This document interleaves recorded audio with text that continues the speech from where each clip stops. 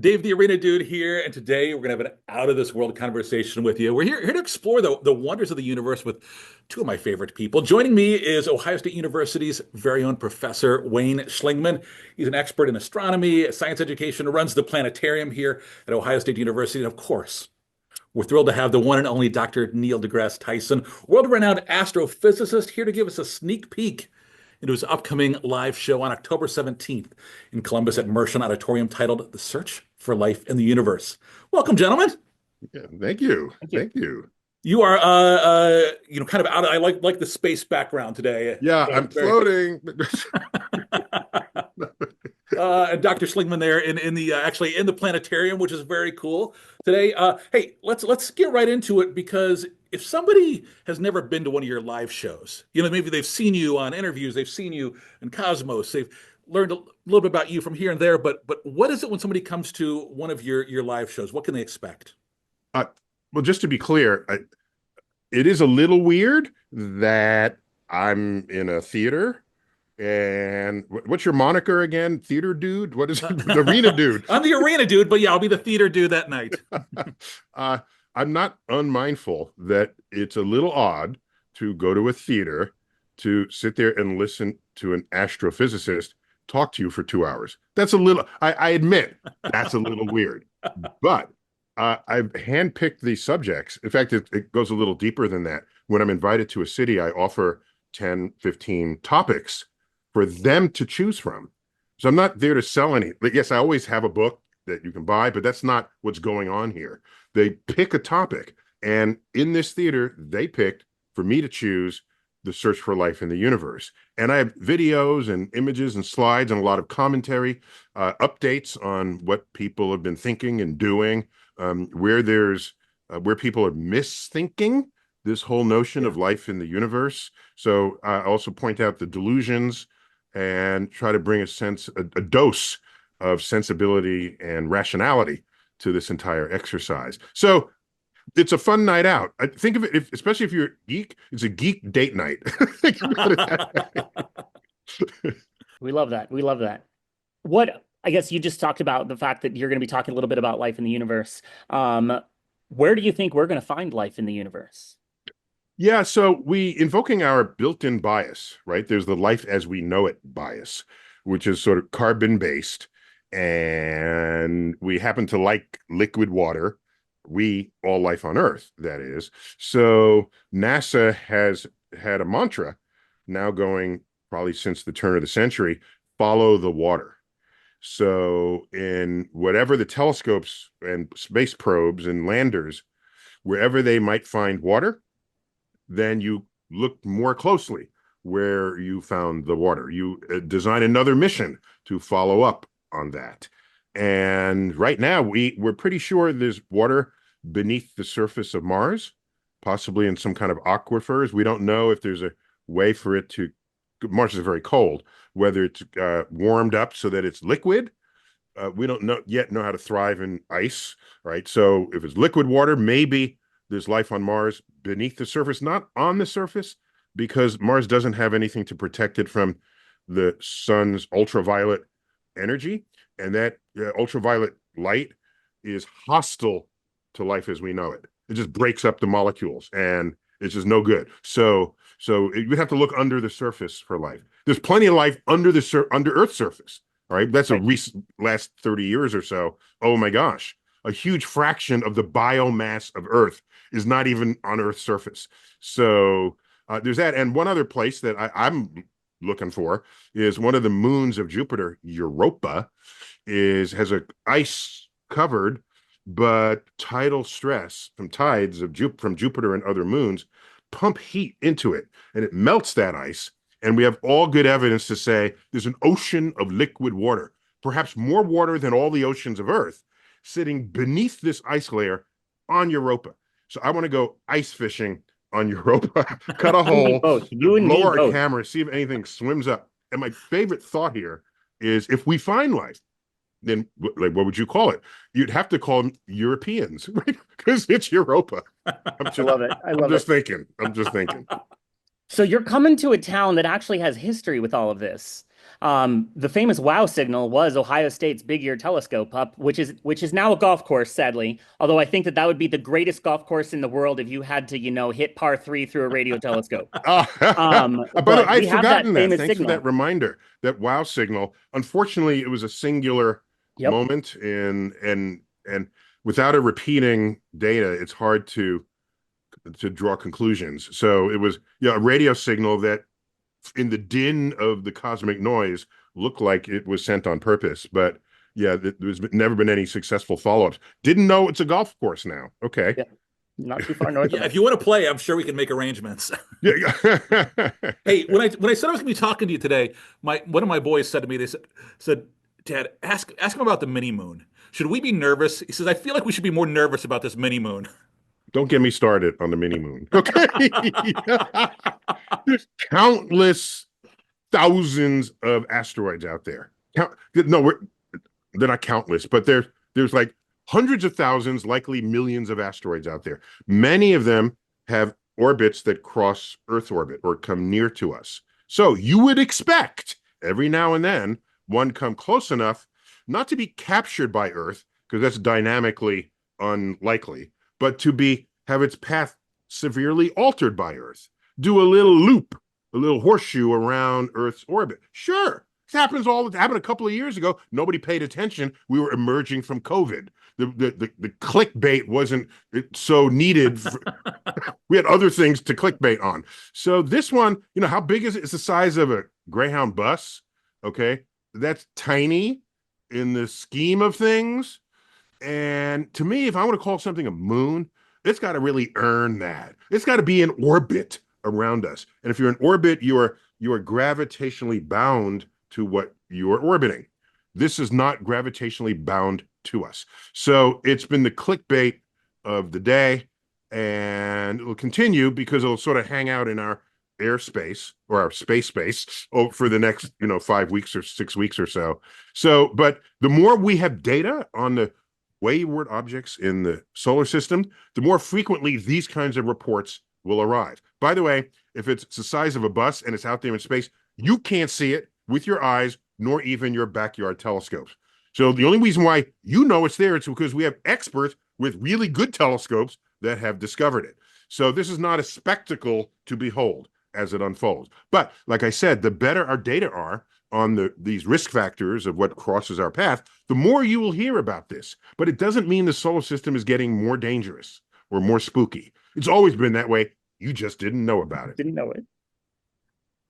So I have a question for you. For me, I never thought that I would be an educator and have outreach as my job and be a planetarium director and be the person that leads storytelling and inspires other people. You've done this for decades.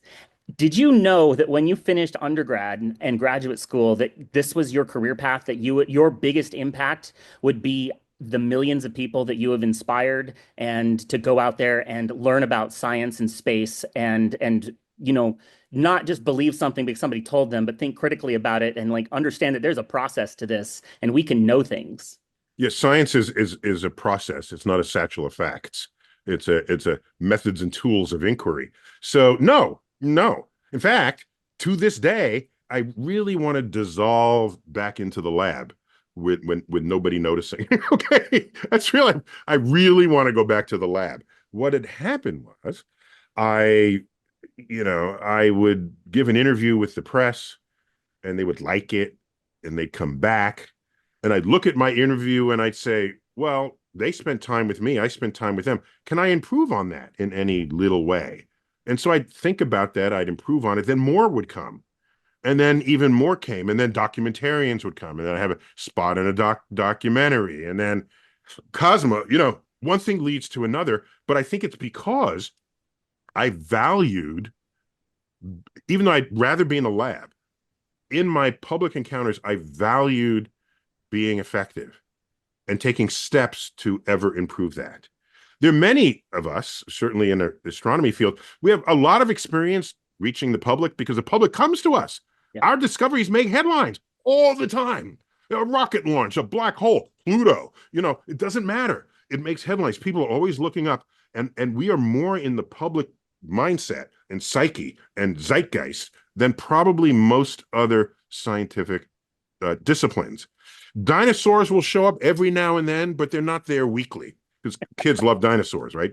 Fair. So I get that. My point is, I think because I kept honing it, it kept getting more and more noticed.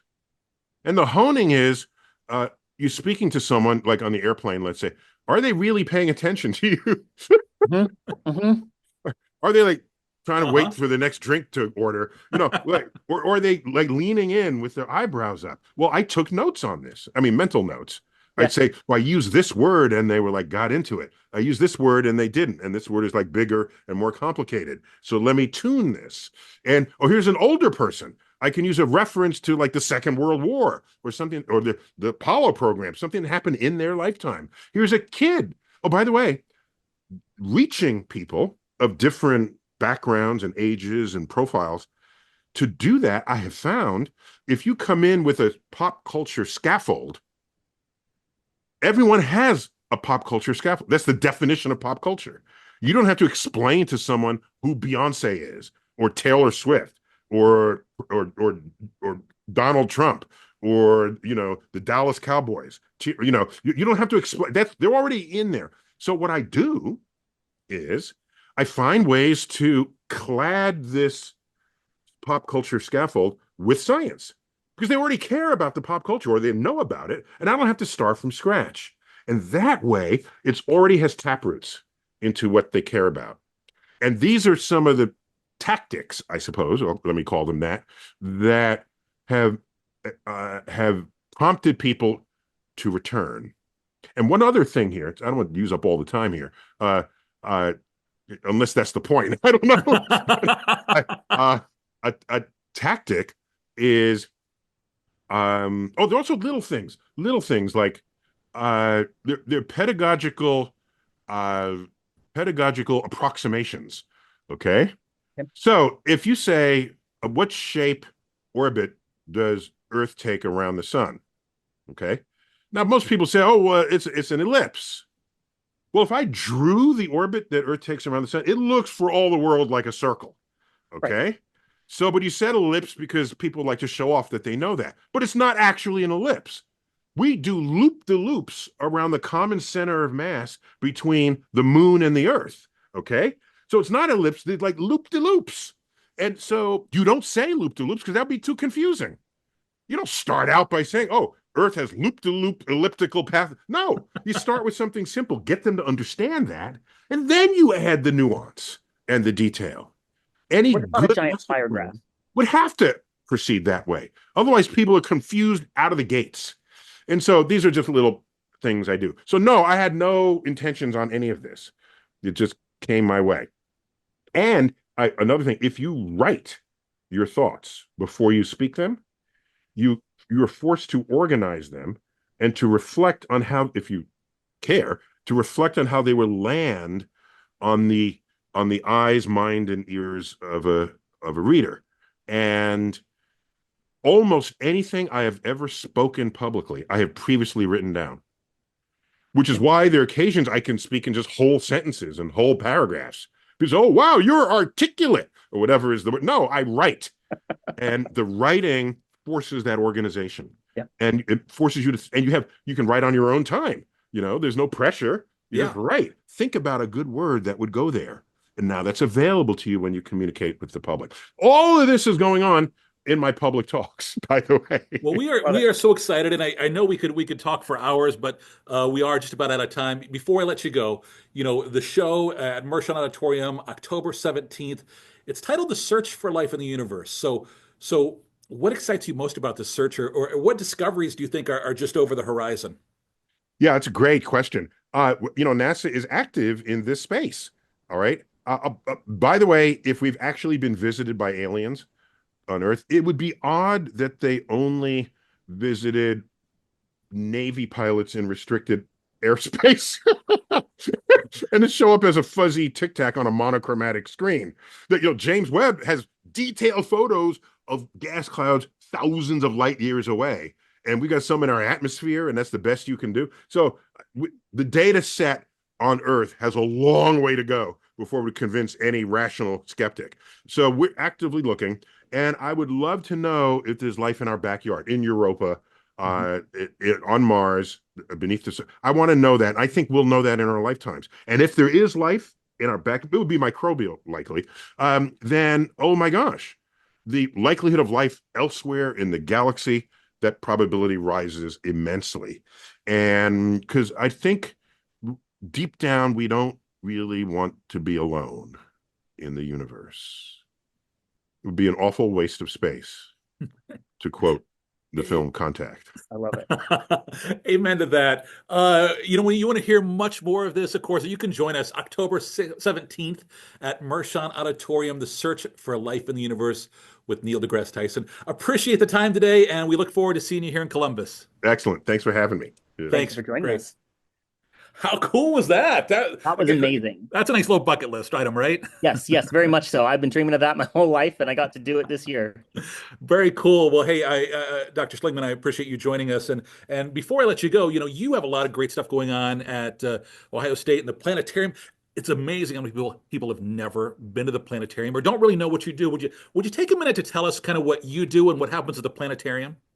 Yeah, so at the planetarium, we can show the sky up on our dome. That's what you can see behind me, and so we can explore the night sky together. We can do constellations, but then we can also visit other places in the universe. That's part of what we do is go out to exoplanet systems and see where these big galaxies are and understand how the context of what we see in the news, how that fits into how we understand the universe. And you get to ask a lot of questions. We're working on having more and more public shows, but we're having public shows every month.